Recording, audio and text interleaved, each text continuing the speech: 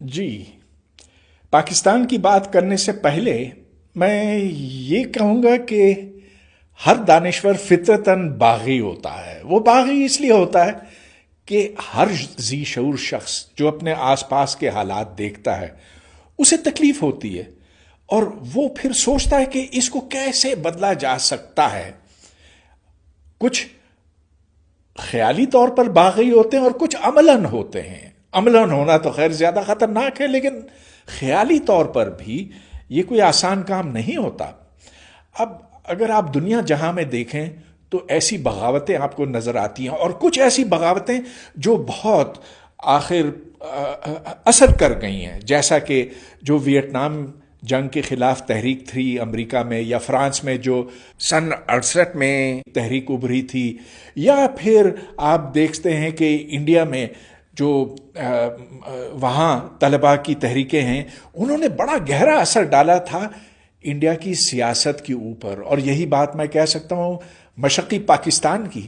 تو وہاں جب پاک فوج نے حملہ کیا اور ڈھاکہ یونیورسٹی پر اپنی مشین گنیں چلائیں، کیوں؟ اس لیے کہ وہاں پر ایک نئی سوچ جنم لے رہی تھی۔ پاکستان میں بھی طلباء نے، دانشوروں نے ایک اہم کردار ادا کیا ہے، اور اس میں کوئی شک نہیں کہ بڑی بڑی قربانیاں دینی پڑی ہیں، جیسا کہ حسن نثار نے دی تھیں، جس کو لال قلعے میں ختم شہید کر دیا گیا تھا۔ NSF جو ایک تحریک تھی، اس نے لوگوں کو متحرک کیا۔ یقیناً اور بھی یونیورسٹیوں میں، میرا مطلب یہ کہ کراچی یونیورسٹی کے علاوہ اور یونیورسٹیوں میں بھی کہیں نہ کہیں کچھ نہ کچھ ہوتا رہا ہے۔ کہیں کچھ دانشور ادھر رہیں، کچھ ادھر رہیں۔ اب حال میں آپ دیکھ لیجئے کہ جب امریکہ نے عراق کے اوپر حملہ کیا تھا 2003 میں، تو اس وقت ادھر اسلام آباد پنڈی میں ہم نے قائد اعظم یونیورسٹی کیا، ادھر آس پاس کی یونیورسٹیوں کو کے طلباء کو اکٹھے کیا، اور کوئی 5000 لوگ اس میں شامل تھے، لیکن وہ پھر بھی ایک چھوٹی چیز ہے۔ ہاں، اب بھی آپ کو جگہ جگہ مزاحمت دکھائی دیتی ہے۔ مشال خان لیجئے، مشال خان ایک آزاد سوچ شخص تھا، جس نے بس یہ جسارت کی کہ اس نے پروگریسو خیالات کا اظہار کیا، اور اسے شہید کر دیا گیا۔ تو اب سوال یہ پیدا ہوتا ہے کہ دوسرے ملکوں میں، دوسرے معاشروں میں طلباء تحریکیں، دانشوروں کا اثر کیوں اتنا زیادہ ہے اور پاکستان میں اتنا کم کیوں ہے؟ اور وجہ جو مجھے سمجھ میں آتی ہے وہ یہ کہ ادھر جو مذہبی طاقتیں ہیں ان کو اتنا طاقتور ہونے دیا گیا ہے کہ وہ ہر آزاد سوچ کو کچل دیتے ہیں۔ اب آپ دیکھ لیجئے کہ پنجاب یونیورسٹی میں، جو پاکستان کی پہلی یونیورسٹی تھی، اور جہاں ہم یہ امید کر سکتے تھے کہ ادھر ایک آزاد سوچ جنم لے گی، کہ وہاں سے ہراول دستہ نکلے گا دانشوروں کا۔ ہاں، کچھ وہاں اکا دکا لوگ، اکا دکا سے بھی تھوڑا سا زیادہ، لیکن کوئی بہت زیادہ اثر اس کا نہیں ہو سکا، کیونکہ ادھر جمعیت نے اپنے آپ کو مضبوط کیا، اپنے آپ کو گاڑ دیا وہاں پہ، اور جو حالات آج سے 40 سال پہلے تھے، 50 سال پہلے تھے، اب تو اس سے بھی زیادہ خراب ہوئے ہوئے ہیں۔ تو جو مذہبی طاقتیں ہیں وہ ان کی گرفت پاکستان کے اوپر اور پاکستان کی یونیورسٹیوں کے اوپر اور پاکستان کی سیاست کے اوپر اس قدر زیادہ ہے کہ یہاں پر جو مزاحمت کی تحریکیں ہیں، جو دانشور ہیں، ان کے سامنے جھکنا پڑا ہے۔ میں اسٹیبلشمنٹ، جو ارباب اختیار ہیں، ان میں اور مذہبی طاقتوں میں فرق نہیں کروں گا، کیونکہ یہ ایک دوسرے کا سہارا لیتے ہیں۔ اگر اسٹیبلشمنٹ نے جمعیت کو وہ سہارا نہ دیا ہوتا تو آج وہ یہاں اس طرح سے دندنا کر پھر نہیں سکتے، اور دوسری طرف جب ریاست کو، ارباب اختیار کو ضرورت پڑتی ہے تو وہ انہیں استعمال کرتے ہیں۔ لہٰذا یہ ایک دو طرفہ یہاں پر تعلق ہے. یہی بات میں ٹریڈ یونینز کے بارے میں کہہ سکتا ہوں. تو 70 کی دہائی میں جب یہ بھٹو کا دور تھا تو اس وقت جب ہم مزدوروں کے پاس جاتے تھے تو یہ ہماری جو بائیں بازو کی یونین تھی اس کے مقابل ایک جمعیت کی یونین کھڑی کی گئی. وہ خیر اتنی مضبوط نہیں تھی لیکن ان سے یہ کہا گیا کہ یہ جو بائیں بازو کے لوگ ہیں ان کو یہ مشہور کر دو کہ یہ خدا کو نہیں مانتے، اسلام کے دشمن ہیں. ساری جھوٹی باتیں، مگر ان کے یہ حربے چل گئے. تو آج آپ دیکھتے ہیں کہ جو ترقی پسند تحریکیں ہیں وہ پاکستان میں ویسی نہیں ہیں جیسے باہر کی دنیا میں ہوتی تھیں یا آج بھی ہیں.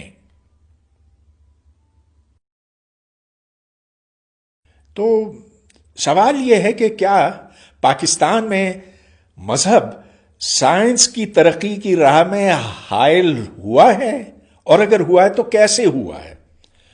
تو چلیے اس کو ذرا تاریخی پس منظر میں دیکھتے ہیں. ہاں، ایک زمانے میں مسلمانوں نے بہت بڑے بڑے کام کیے تھے مگر وہ سب کچھ عرب میں تھا، یہاں کچھ نہیں تھا.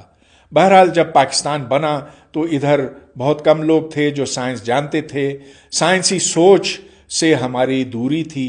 پھر بھی ہم یہ امید کر سکتے تھے کہ یہاں پر نہ صرف سائنس کی کتابیں اور سائنس کی تدریس لیکن سائنسی سوچ بھی آئے گی، مگر اس چیز کو یہاں بہت کنٹرول کیا گیا کیونکہ سائنس بنیادی طور پر سوال کرنا ہوتا اور اس میں تنقیدی سوچ آتی ہے. لیکن جب آپ سوال کرنے لگتے ہیں تو جو مذہب کے ٹھیکیدار ہیں وہ اس سے خوف زدہ ہو جاتے ہیں، وہ اس کو روکنا چاہتے ہیں، روک دیتے ہیں بلکہ. تو اب مثال کے طور پہ آپ پاکستان میں سائنس کی کتابیں دیکھیں تو وہاں نظریہ ارتقاء اس طرح سے پڑھایا جاتا ہے جو میں سمجھتا ہوں مزے کا خیز ہے. لمبی تمہید باندھی جاتی ہے کہ یہ تو ایک غلط چیز ہے، مزے کا خیز ہے، اس پر آپ بالکل یقین نہ کریں، مگر آپ کو پڑھنا ہوگا کیونکہ بایولوجی کے نصاب کا یہ ایک حصہ ہے. تو اس طرح کی چیزیں.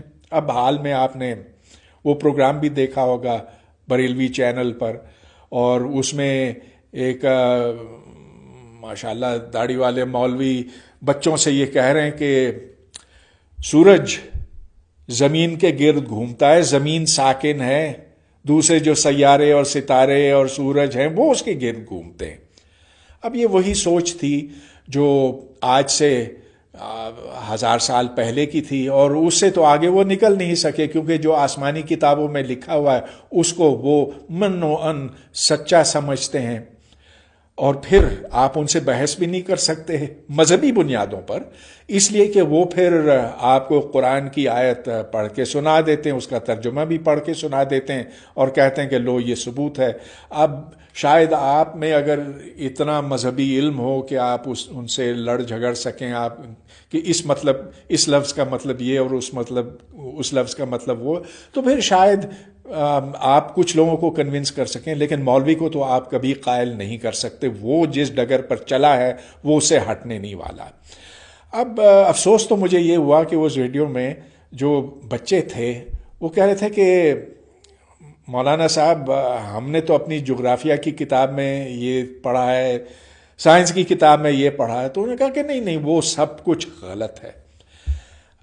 اب مزے کی بات یہ ہے کہ بہت سے ایسے کام ہیں جو مولوی کرتے ہیں جو دین کے بالکل خلاف ہے.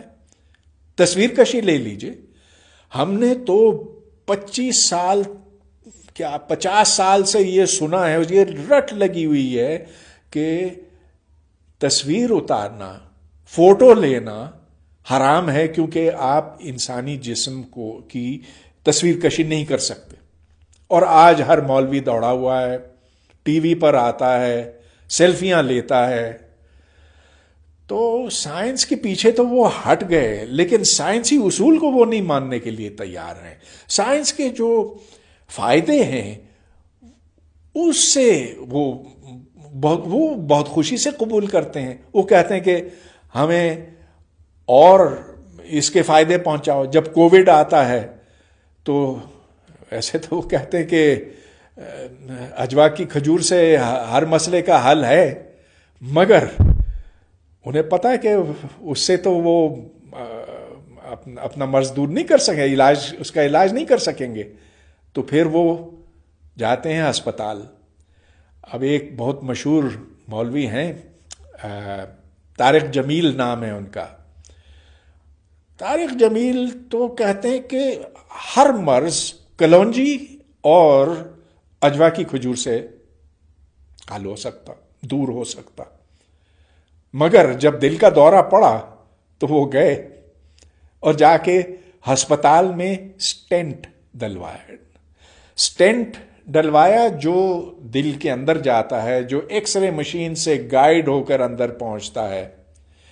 اب کوئی ان سے یہ نہیں پوچھتا کہ مولانا صاحب آپ نے یہ کیوں کیا۔ خیر، جیسا کہ میں نے کہا، وہ فائدہ تو اٹھانا چاہتے ہیں لیکن سائنسی سوچ، سائنسی طریقہ کار کو مسترد کرتے ہیں۔